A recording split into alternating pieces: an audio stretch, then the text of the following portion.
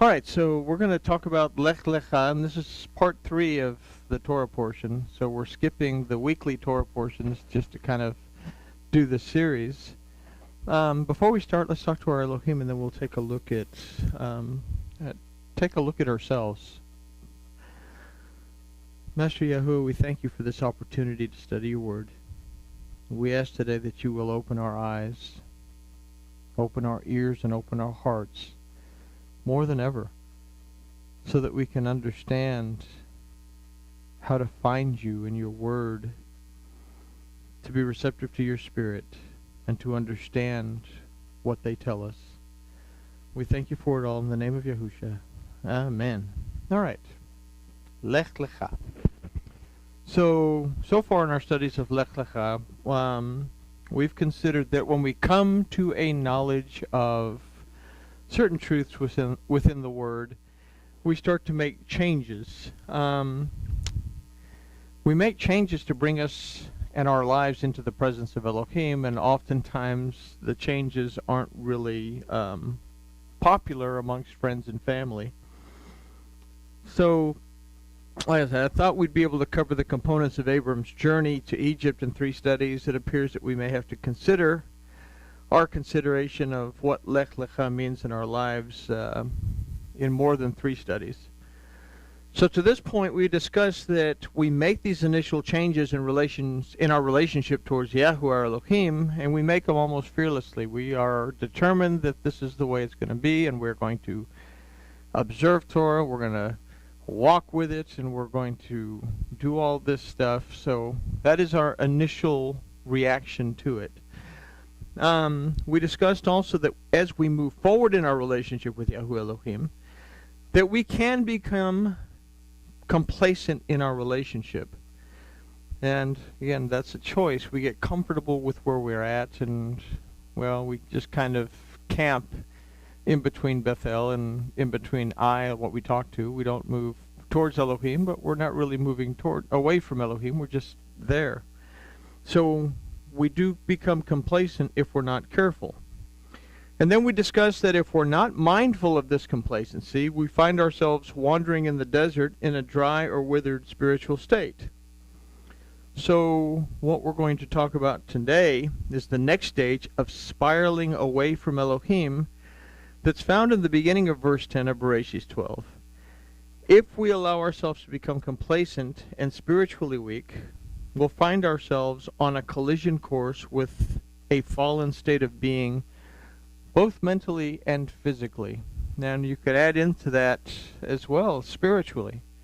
But it's the spiritual state that causes the collapse of the mental state and the physical state to start with. So we start in verse 10 that says, and it doesn't say that. That was the thunder. Then there was famine in the land, and Abram went down into Egypt to sojourn there, for the famine was severe in the land. So we've been reading about Abraham, and it tells him, okay, Elohim says, get out of your country, and he gets out of his country, and he goes and he hangs out here, and he hangs out there, makes a couple of altars, all that Abraham stuff, because he's so close to Elohim. But how do we apply this story to our life is the question that we have to ask ourselves. What is the instruction for us in this? So let's begin by considering the phrase, and there was a famine in the land. First of all, we start with this word for and there was, which is vayhi, that comes from the root chaya, that means not only there was, but it also means to exist. It means to be. If we consider the vav, that means and, that also represents the carnal human side, then we can consider that this verse is going to affect our physical existence. Now, the how is found in the word for famine, which is ra'av, that also means hunger. This word can also mean to suffer. And this word shares a root with the word ra'ah, that means evil.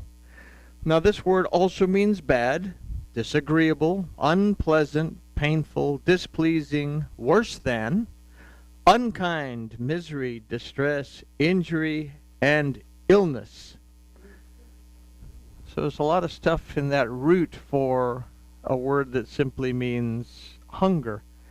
There's a famine in the land, so what do we associate that with? A spiritual famine amongst ourselves? And we have that in the root, ra'ah, that means all these distressing kind of ideas.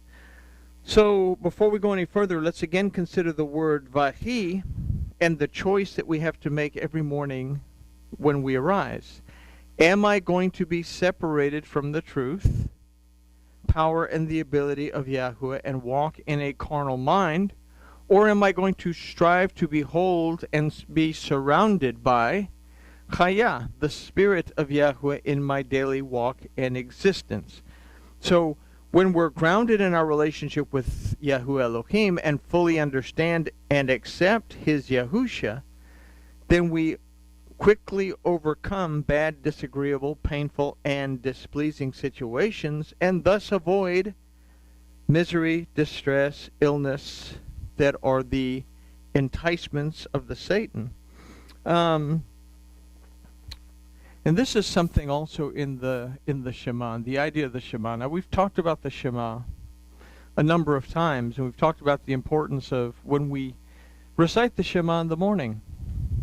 You know, we are commanded to do it when we rise up, and we're commanded to do it when we lay down. But Shema Yisrael, we said, okay, I'm going to perceive, discern, understand that Elohim is greater than I am. But also, when I say Shema Yisrael, Yahuwah Elohim, that I'm acknowledging that Yahuwah is Elohim, but what does that mean to me as far as the name in and of itself? So when I consider the Shema, I can break this name of Yahuwah down into two things. That first, I am paying attention to the Spirit of Elohim's truth. Okay? Am I perceiving the truth that comes from the Word? The He, like we said, represents to behold. We see it as Hene. Am I paying attention to the truth, power, and the ability of Yahuwah in my life? Or I haven't gone into my day yet.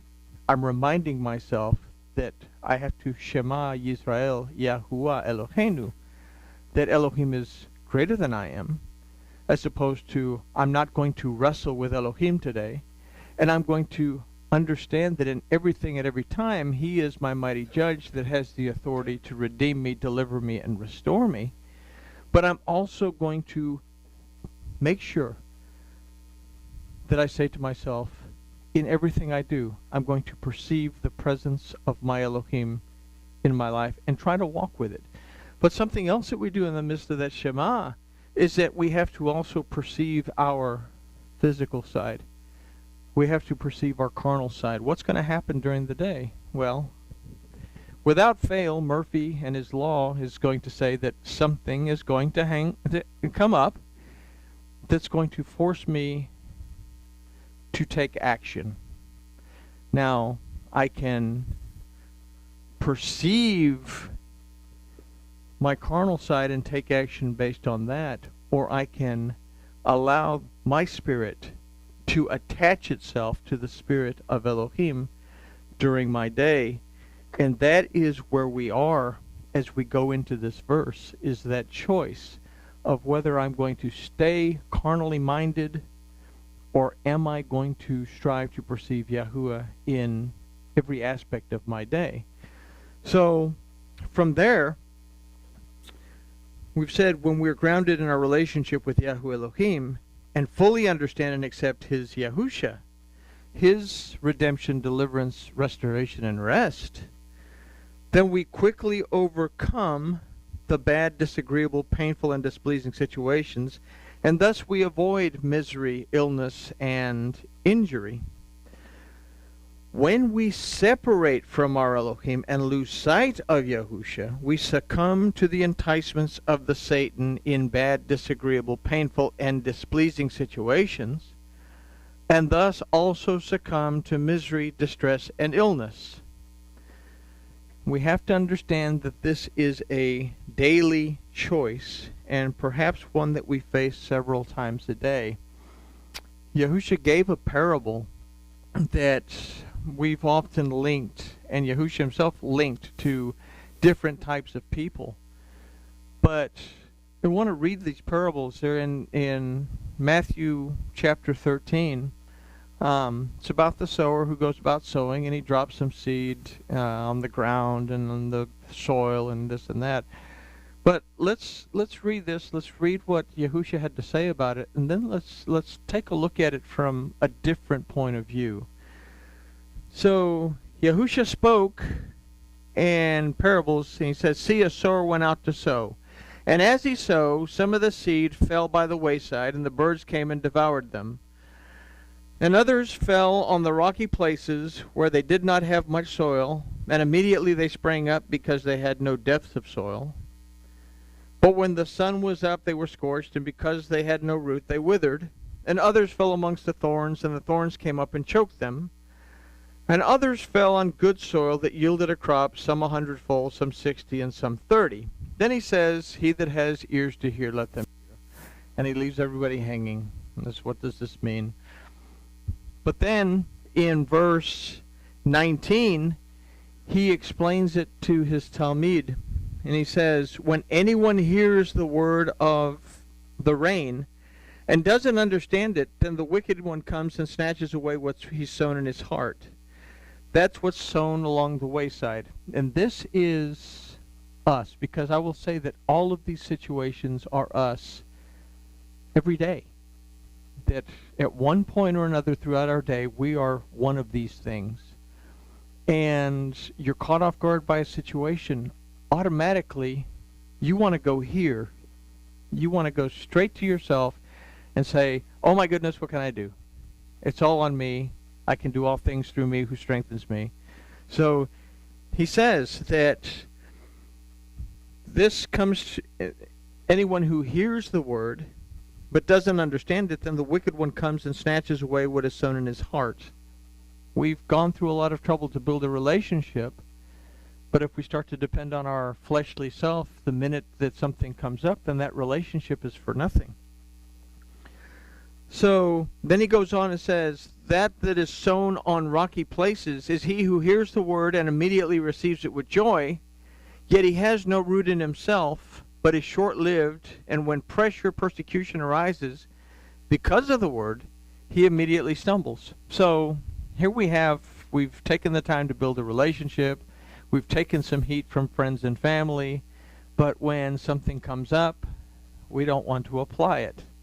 We want to stay here as opposed to going here, or combining the two and being whole, which we'll talk about in a minute. So another problem that we face in our day-to-day. And then the one that's sown amongst the thorns, who hears the word, and the worry of this age and deceit of riches choke the word, and it becomes fruitless. And that's us when we start to freak out about stuff, that we fail to become productive because we worry about stuff that really is nothing to worry about. What we make mountains out of molehills. And we said that in the plagues of Egypt, that a lack of belief brings on doubt, and when we have doubt, we start to make mountains out of molehills. And then finally, we have something that encompasses both of these when we are whole. When we recognize that we're physical beings, and we recognize that there's going to be problems in the physical world, but we stay rooted in our belief system, in our belief, in our relationship with Yahweh Elohim, and instead of going straight to guns on our physical side, we stop and we say, Yahweh Elohim, you're greater than I am. This is my situation. I describe the situation in detail, and then I wait a few minutes for Elohim to begin to direct me. And sometimes that direction is dead silence, and that don't do anything at all right now. That's not us. Boy, we want to just get in there and get it fixed as quickly as we can. But this is sown on good soil. He who hears the word and understands it and bears fruit and yields some 100-fold, some 60, and some 30.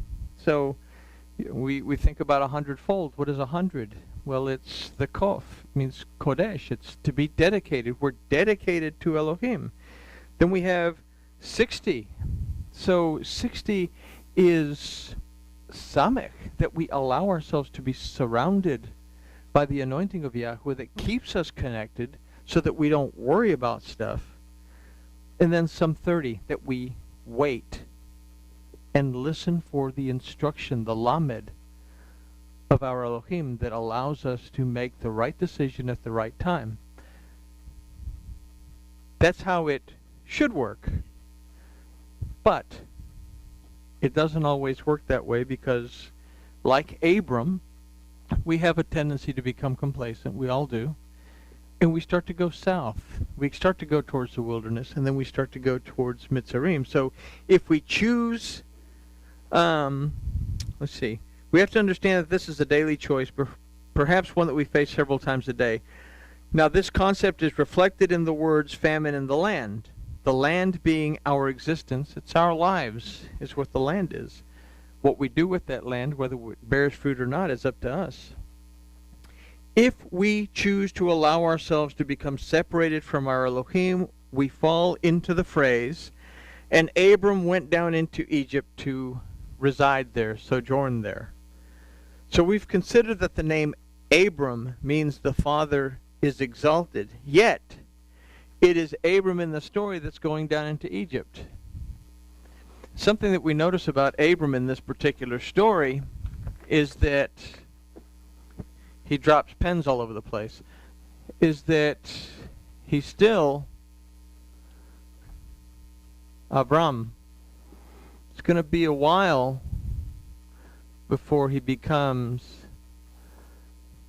Abraham. And what is the difference between the two? Is that one, there is no actual spiritual manifestation there. So once we connect to the Spirit, things begin to change. And we see a lot of differences in just Abram's life as opposed to Abraham's life. The things really change when we allow the Spirit to come in there. So, but in the story, it's Abram that's going to Egypt. So the question arises, can we walk in the flesh and truly exalt the Father? What we do is that we first put on a false exterior of piousness while living internally in disbelief. This brings us back to the inescapable question, do I believe that Yahweh Elohim exists? And this is a question that we have to ponder in these situations. Do I really believe that Yahweh Elohim exists? Because if I do, then I am going to understand that I have to be a whole person and not rely on the flesh. If I'm trusting that something greater than I am does exist, then I need to lean on that and not lean on my own understanding. Now, in this manipulated mindset, one that has strayed from Yahusha and shifted to Mastema and the enticements of the Satan, we find that in the book of Yovelim it talks about Mastema, like we've learned. Mastema being the messenger of Elohim that actually tests us. So it's not so much that he attacks us, but he places situations in our midst so that we have to make a choice whether we're going to choose Elohim or not. When we're weak, these become the enticements of the Satan. These become an adversity to us. So when we allow this manipulated mindset to build up within us, we go down to Mitzrayim, which is Egypt, and it's interesting the use of this word Mitzrayim.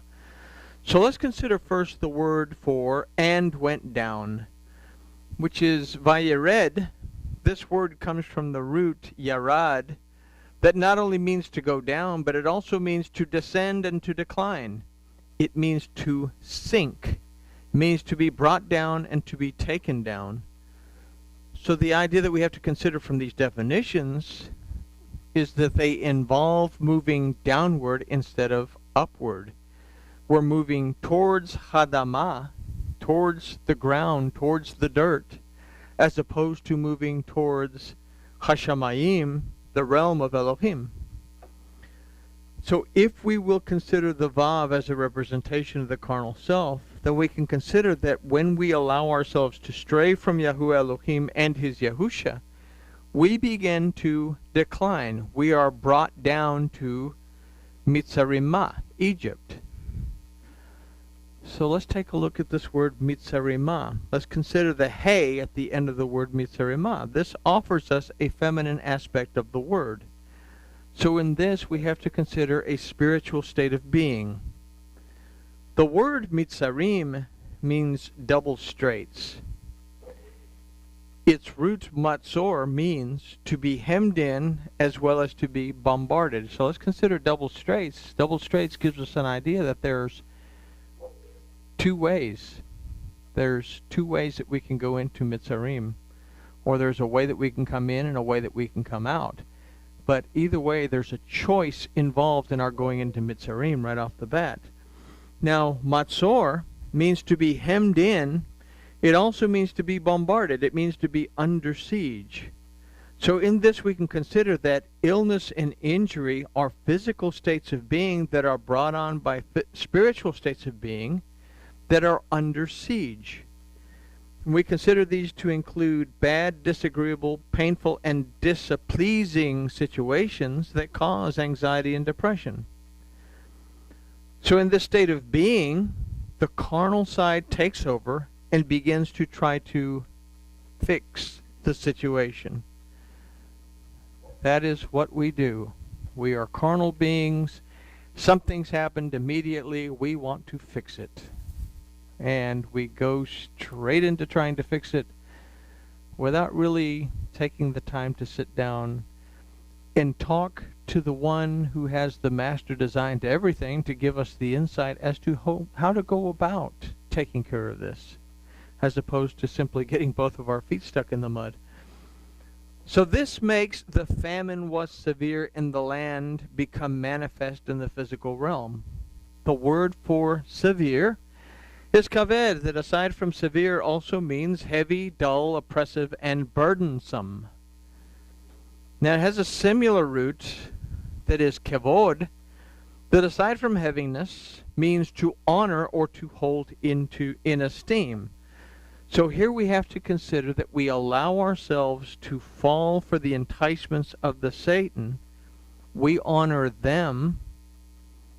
And as we begin our decline into the narrow-minded bondage of Mitzarim, our issues become heavy, dull, oppressive, and burdensome. It's our choice, really, as to how we want to go about it. Where is our relationship with Elohim? Do I believe that Yahuwah Elohim exists enough to believe that when I actually pray, something is going to happen? So this, according to the word that precedes it, or that precedes kavod, is the truth. That word is ki, that aside from for, also means assuredly and truthfully.